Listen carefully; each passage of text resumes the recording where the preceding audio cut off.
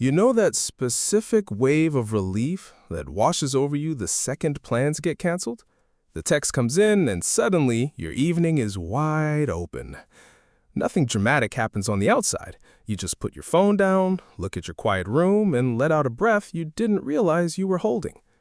If you are someone who genuinely gets more excited about a Friday night in pajamas than a Friday night out, welcome. You are about to feel very seen. Today, we are breaking down the quiet psychology of people who love staying at home, the ones society often calls boring, but science actually calls something else entirely. Here is the thing. Extroverts recharge by being around people. Their energy comes from the noise, the movement, the chaos. But introverts and people who prefer solitude, they recharge in stillness. Every social interaction, even a fun one, slowly drains their battery, and home is the only charger that actually works. Psychologists explain this using something called optimal arousal theory. It suggests that every human has a different baseline for stimulation. Some people need a high level of external noise to feel awake and good. Others need far less to feel completely balanced. It is not laziness, and it is definitely not fear. It is just how your nervous system is biologically wired. You scroll through your phone on a Saturday night. You see the crowded tables, the blurry lights, the group photos. For a second, a tiny voice asks if you are doing life wrong. You look down at your worn-out sweatpants and your quiet kitchen, but then you put the phone face down on the table. The silence of the room settles back over you, like a warm blanket. You take a sip of your tea, completely undisturbed, and you realize that the fear of missing out is just an illusion, because you are not missing out on life. You're actively choosing the exact version of life that heals you. There is another layer to this preference that psychologists study closely.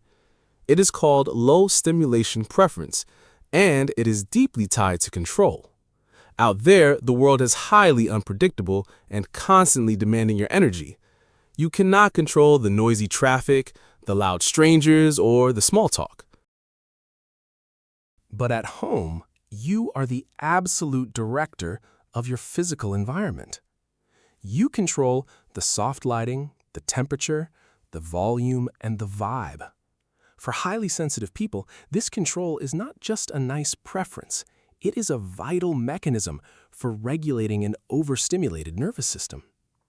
It allows your brain to finally drop its guard and stop scanning for threats.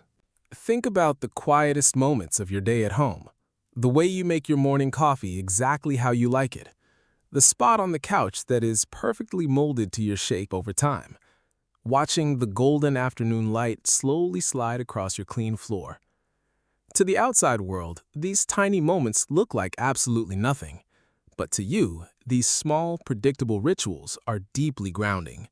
They are moments where you are completely free from any performance. You don't have to smile, react, or be interesting for anyone else. You can just exist, quietly, inside your own private sanctuary. And in a world that never stops asking for more, that is peace. However, we have to look at the complete picture. Solitude has a dual nature that psychologists constantly watch out for.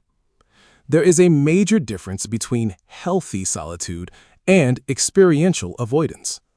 Healthy solitude is a conscious choice that fills your battery back up. Avoidance, on the other hand, is running away from discomfort or anxiety. When you stay home purely because the outside world feels too terrifying, the walls change. What started as a safe haven slowly turns into a comfortable cage. The short-term relief of staying in actually reinforces the long-term fear of leaving. So the crucial question to ask yourself is simple. Are you staying home to rest, or are you staying home to hide? If you are the type who turns down invites without feeling guilty, you are not broken. You are just wired for depth over noise, and for peace over performance. You do not need the outside world to constantly entertain you. Your inner world is already rich enough. So the next time you feel that pressure to go out, remember this. Choosing your own quiet sanctuary is not a waste of a Saturday night. It is a beautiful act of self-preservation. If this resonated with you, hit subscribe and turn on the notification bell. Tell me in the comments, do you stay home to recharge or do you think we're just making excuses?